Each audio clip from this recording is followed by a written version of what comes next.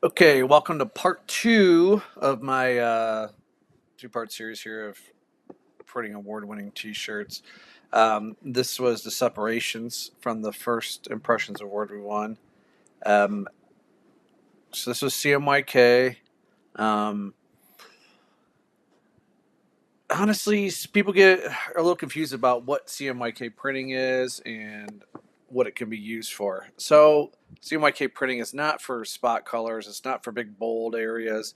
It's more photographic. It's not doesn't replace sim process. It's hard to maintain color consistency. Okay, it's very hard to get Pantone. You can't really hit Pantones because it's basically digital printing. Um, so those of you who are versed in digital printing understand that you can't hit Pantone colors with digital printing. So there are some limitations and there's reasons for it. Okay, so I chose CMYK printing here for color process because this was all taken from. These are all just like photos. I used a lot of high res. I mean, uh, some of these. I mean, this is a long time ago I printed this. They weren't as great as I liked them. But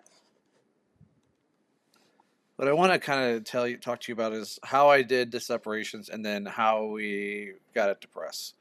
So,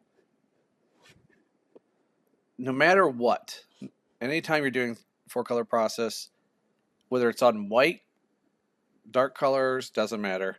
We're doing an underbase. Okay, it gives it something for the dots to sit on and hold shape rather than just a substrate.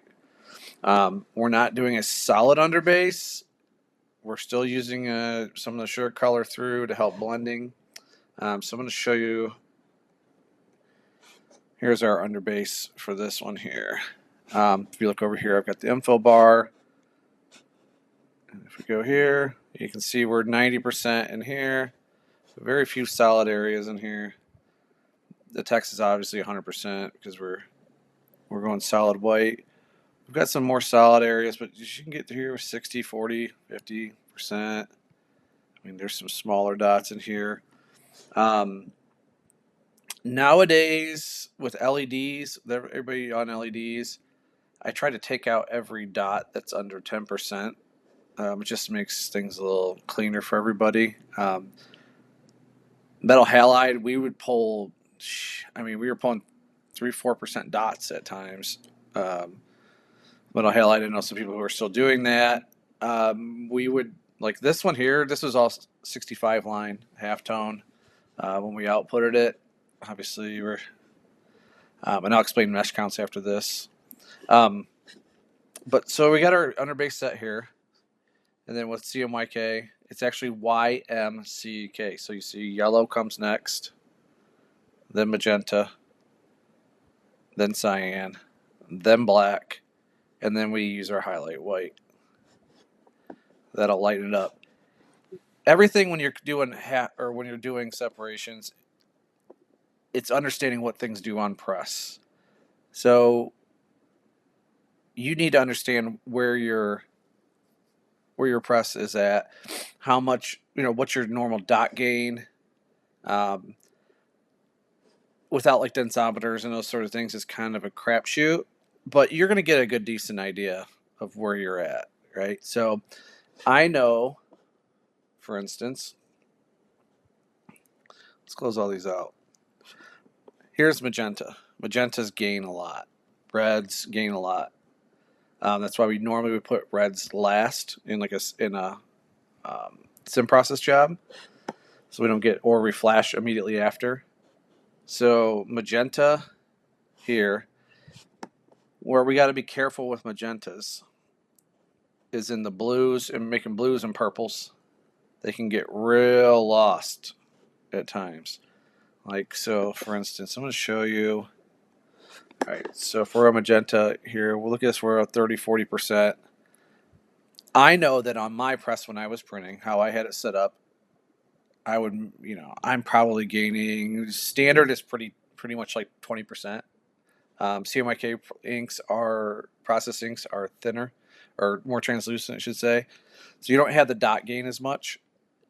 And I know that on my press, the way I was set up with thin thread, the way I coded, the way we print halftones, using 85 diameter squeegee, we would get maybe 5-10% dot gain, maybe.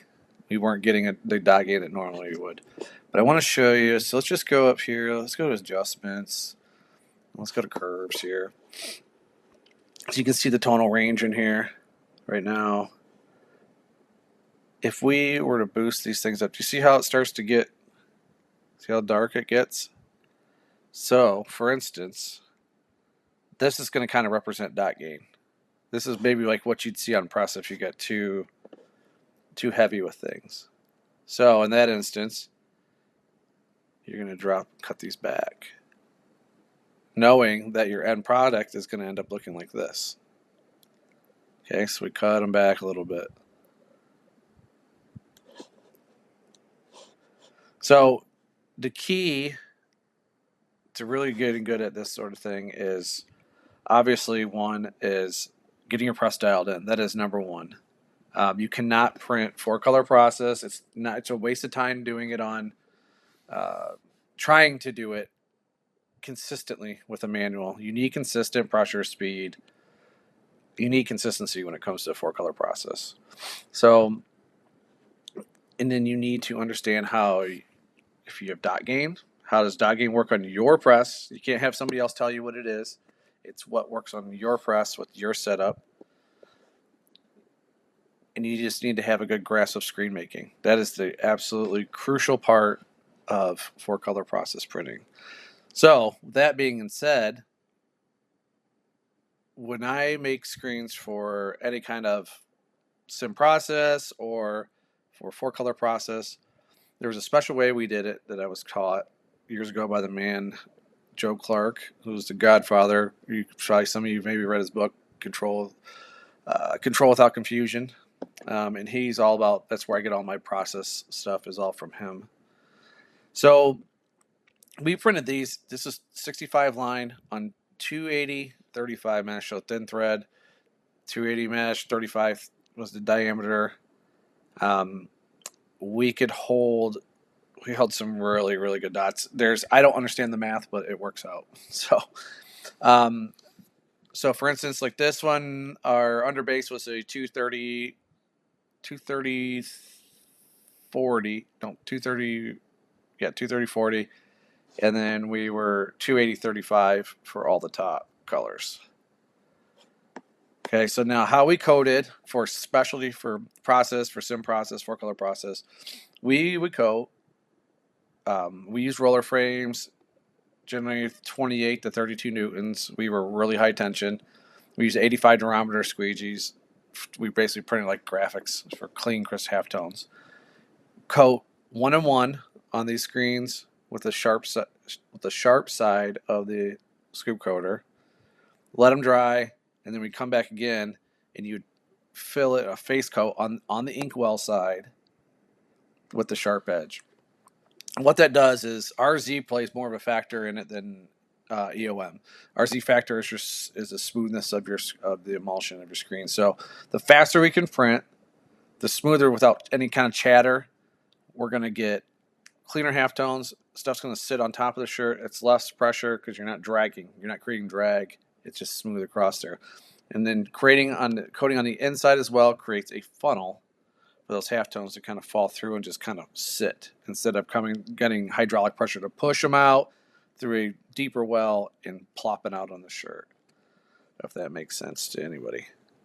So this is just a pretty quick rundown on how I approached 4-color process printing and how we were able to go from a shop who had their first auto and I went to an Impressions award-winning shop within a year by doing the right things and doing the basics the right way, and is understanding how to dial in our press, understanding separations and process. So if you guys would ever like some more, want to talk about this, it's more of a thing where I come in your shop and I'll sit and chat with you, and we can figure some things out, understand how your shop works and what will work well for you.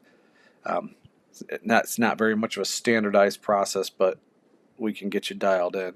So if you guys ever want to discuss any of that, feel free to reach out to me anytime, and keep checking out some of it. We'll have more videos coming, but if you need to catch up on anything, all of the Technical Tuesday articles are available, and there's a link below to get to those. Thanks.